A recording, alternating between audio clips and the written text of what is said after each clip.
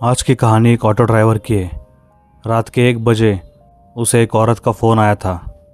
उस औरत ने हॉस्पिटल के बाहर से ऑटो ड्राइवर को कॉल किया था। वो औरत और उसका पति, इन दोनों को उनके घर छोड़ना था और उनका घर लगभग 2 घंटे की दूरी पर था। भाड़ा भी डबल मिल रहा था। फिर दिक्कत कहाँ आई?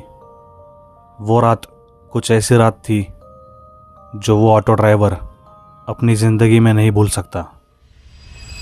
कहानी शुरू करने से पहले एक छोटा सा रिमाइंडर, अगर आप अपने इस चैनल पर नए हो तो प्लीज़ सब्सक्राइब ज़रूर करना।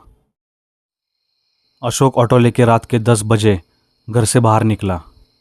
यार, आज तो कस्टमर ही नहीं है, अशोक ने खुद से कहा, क्योंकि आजकल थोड़ा स्लो चल रहा था और इस सीज़न में ज़्यादा लोग आते ही नहीं। देखते देखते 11 बजे, फिर 12 और फिर 1 बज गया। तभी अशोक को एक अननोन नंबर से कॉल आया। चलो, शायद गिराइक आ गया। उसको लगा कि पैसेंजर ने कॉल किया होगा, क्योंकि एसटी स्टैंड से लेके बहुत सी जगह पर ऑटो ड्राइवर्स के नंबर दिए जाते हैं ताकि किसी को ऐसी देर रात में ऑटो चाहिए हो तो इनके नंबर पर कॉल कर सके। नेटवर्किंग कह लो। और कैसा है ना कि रात में अच्छा खासा भाड़ा भी मिलता है। यहाँ भी वैसा ही हुआ था। अशोक ने कॉल उठाया और सामने से एक औरत की आवाज़ आई, लेकिन वो औरत टेंशन में लग रही थी। उसने अशोक को एक हॉस्पिटल के बाहर आने को कहा। घड़ी में बजा 1 और हॉस्पिटल में? मैडम, आप कौन कौन हो वहाँ, बताओ मुझे पहले। उस औरत ने कहा, मैं अकेली हूँ, बस मेरे पति को लेके चलना है। लेके चलने का क्या मतलब? उनकी मौत हो चुकी है क्या? अगर ऐसी बात है तो मैं नहीं आ सकता। इतनी रात को मरे हुए लोगों को मैं नहीं ले जाता। कुछ हो गया तो? अशोक ने इतना बोलकर फ़ोन काट दिया। क्यों मुसीबत मोल लेनी है भाई? कोई मरा हुआ आदमी, उसको क्यों मैं मेरे ऑटो में बिठाऊं? कुछ हो गया तो? एक तो इस गांव में क्या भूतों की कमी है क्या? लेकिन उस औरत का फिर से अशोक को कॉल आया। अशोक के फ़ोन उठाते ही उस औरत ने कहा, आप मेरी बात सुनो, कुछ नहीं हुआ मेरे पति को। उल्टा डॉक्टर ने उनको डिस्चार्ज दिया है, इसीलिए मैं आपसे हेल्प मांग रही हूँ। हमें बस हमारे घर छोड़ दो, चाहे तो डबल भाड़ा ले लो। औरत की ये बात सुन के अशोक ने उसके ऑटो हॉस्पिटल की ओर घुमाई। हॉस्पिटल पहुंचने के बाद उसने देखा तो वहाँ कोई नहीं था, सिर्फ एक वार्ड बॉय, वो औरत और उसका पति। और उसका पति तो स्ट्रेचर पर ही लेटा हुआ था। ये देखकर अशोक फिर से डर गया और उसने बोला कि मैंने कहा ना आपको, मैं डेड बॉडी नहीं ले जाता। क्यों झूठ बोला आपने मुझसे? ये स्ट्रेचर पर ऐसे मुर्दों को ले जाते हैं। चलो मैं निकलता हूँ, आप देखो अपना। तभी उस औरत ने उसे बोला, श्श, वो सुन लेंगे। उनको अच्छा नहीं लगेगा, ऐसे जिंदा आदमी को तुम मुर्दा बोल रहे हो। रात के 1:30 बजे और एक पेशेंट सोएगा नहीं तो क्या करेगा? उस औरत की ये बात सुन के अशोक ने वार्ड बॉय की तरफ देखा तो उसका रिएक्शन ठीक ही था। उसे लगा, यार ये वार्ड बॉय नहीं डर रहा है तो शायद ये आदमी जिंदा है।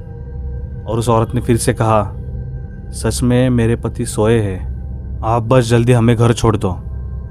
यहाँ से 2 घंटे दूर है शायद हमारा घर, और मेरे पति को ठंड भी लग रही होगी। अशोक रेडी हो गया और फिर उन्होंने वार्ड बॉय की हेल्प से उस औरत के पति को रिक्शा में बिठाया। ऑटो स्टार्ट हो गई।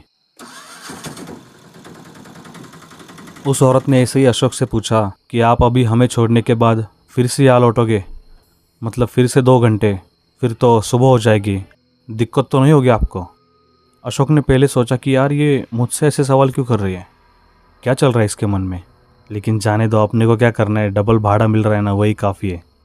फिर अशोक ने जवाब दिया, अरे नहीं मैडम, अब सुबह 6 से 7 बजे तक मस्त पैसेंजर मिलेंगे मुझे, फिर उतना करके दिन भर सोऊंगा। उस औरत ने पूछा, दिन भर सोओगे मतलब आपको सुन के अजीब लगेगा, लेकिन हम दिन वाले ऑटो ड्राइवर नहीं है मैडम। दिन वाले दूसरे।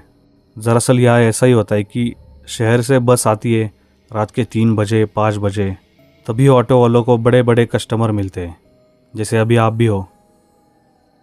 किसी को अपने रिश्तेदारों के पास जाना होता है, किसी को इमरजेंसी होती है, उसके लिए अभी हम ऑटो वाले ही काम आते हैं ना।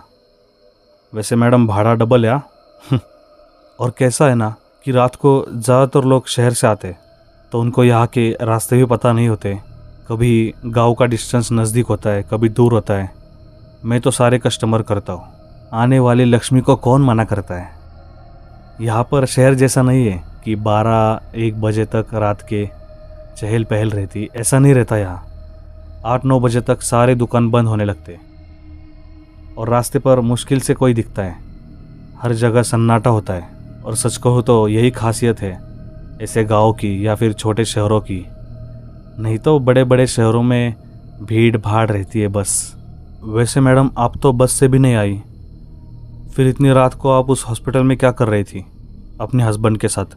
और अगर आप यहाँ की होगी तो आपको तो पता ही होगा ना ये सब। अशोक की इस बात पर उस औरत ने कुछ जवाब नहीं दिया। अशोक ने फिर से पूछा, मैडम आप हो कहाँ से वैसे? और आपके पति? उनको तो मैंने कहीं देखा नहीं है इसके पहले इस गांव में। लेकिन इस पर भी वो औरत कुछ नहीं बोली। फिर अशोक ने खुद से ही कहा, ठीक है मैडम, आपकी मर्जी। अभी मेरी भी गलती है ना कि मैं ऐसे पर्सनल सवाल आपसे कर रहा हूँ। इस पर उस औरत ने कहा, नहीं ऐसी बात नहीं है। दरअसल हम अभी जिस घर जा रहे हैं वो हमारे रिश्तेदारों का घर है। अच्छा ठीक है मैडम। ऑटो चलती रही और अब रास्ते के दोनों तरफ पेड़ ही पेड़ थे और एक भी गाड़ी वहाँ पर नहीं थी, ना कोई आदमी। सिर्फ अशोक की ऑटो की लाइट का उजाला था, बाकी हर जगह अंधेरा। अशोक ने एक चीज़ पर गौर किया कि हम दोनों इतनी देर तक बात कर रहे हैं लेकिन इस औरत का पति 1 सेकंड भी हिला नहीं, ना उठा। और तो और उस औरत ने एक कपड़े से उसके पति का मुंह ही ढक दिया। वैसे मैडम, आपके पति बहुत ही गहरी नींद में सोए हैं ना? उस औरत ने इस पर कहा, हाँ तो अब क्या करूँ, उनको उठाऊँ? नहीं मैडम, ऐसी बात नहीं है।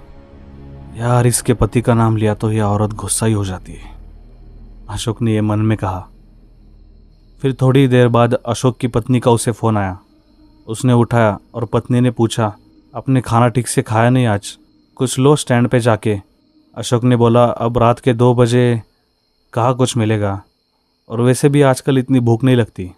उसके पत्नी ने कहा, अच्छा ऑटो चला रहे हो क्या? मुझे हवा की आवाज़ आई, कस्टमर है शायद, बाद में फ़ोन करती हो। हाँ ठीक है। थोड़ी देर बाद तक ऐसे ही ऑटो चलती रही, लेकिन धीरे धीरे वो औरत ऐसे टेंशन में लग रही थी। ऑटो ने थोड़ा भी टर्न लिया तो उसका पति हिल जाता था और वो उसे पकड़ने लगती थी। तभी उस औरत को किसी का कॉल आया। अशोक को ये तो नहीं पता चला कि किसका कॉल है, लेकिन वो ऐसे बात कर रही थी जैसे बहुत घबराई हुई हो और कुछ न कुछ छुपा रही थी। वो औरत किसी को बता रही थी कि हम अभी इस गांव में हैं, ऐसे वैसे। लेकिन उस औरत ने बात करते करते अचानक ऐसा बोल दिया कि अशोक डर गया। उस औरत ने बोला, हाँ अब मेरे पति गए हैं ना, तो कुछ करना पड़ेगा। ये बात सुनकर अशोक का दिमाग ही हिल गया। क्या बोला आपने? मैंने अपनी कानों से सुना है। आप झूठ मत बोलो। अब आपने बोला मेरे पति गए, यही बोला था ना आपने?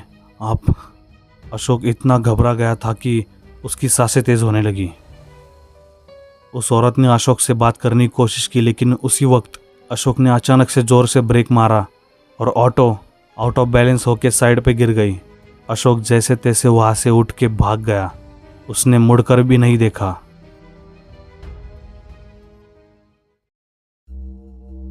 सुबह उस सड़क पर पुलिस आई। वो ऑटो रास्ते के बाजू में स्लिप होके गिरी थी। ऑटो के नज़दीक ही वो औरत बेहोशी की हालत में पड़ी हुई थी, लेकिन उसका पति कहीं नहीं था। सिर्फ वो औरत ही थी वहां पर। उसका पति वहां पर था ही नहीं। ऐसा कैसे हो सकता है? फिर उस औरत को हॉस्पिटल ले जाया गया, क्योंकि वो थोड़ी जख्मी भी हुई थी। और ऑटो नंबर से अशोक से भी पुलिस ने कांटेक्ट किया और अशोक को पुलिस स्टेशन बुलाया। अशोक के हाथ और पैरों पर खरोंच आई थी और वो पुलिस स्टेशन जाकर बैठा। थोड़ी देर बाद पुलिस ने उस औरत को भी वहां पर बुलाया और अब वो औरत और अशोक एक दूसरे के सामने थे। पुलिस ने अशोक से कहा, बताओ क्या हुआ था कल रात? अशोक मुंह खोलने ही वाला था कि तभी उसकी नज़र उस औरत पर गई। उस औरत ने कुछ ऐसा किया।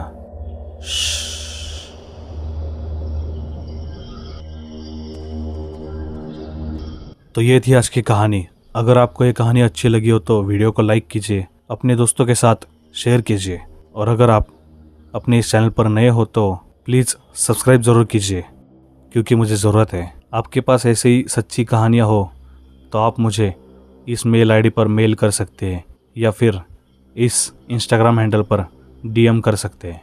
तो चलिए मिलता हूँ आपसे एक नई कहानी लेकर। तब तक के लिए देखते रहिए डर का सफ़र।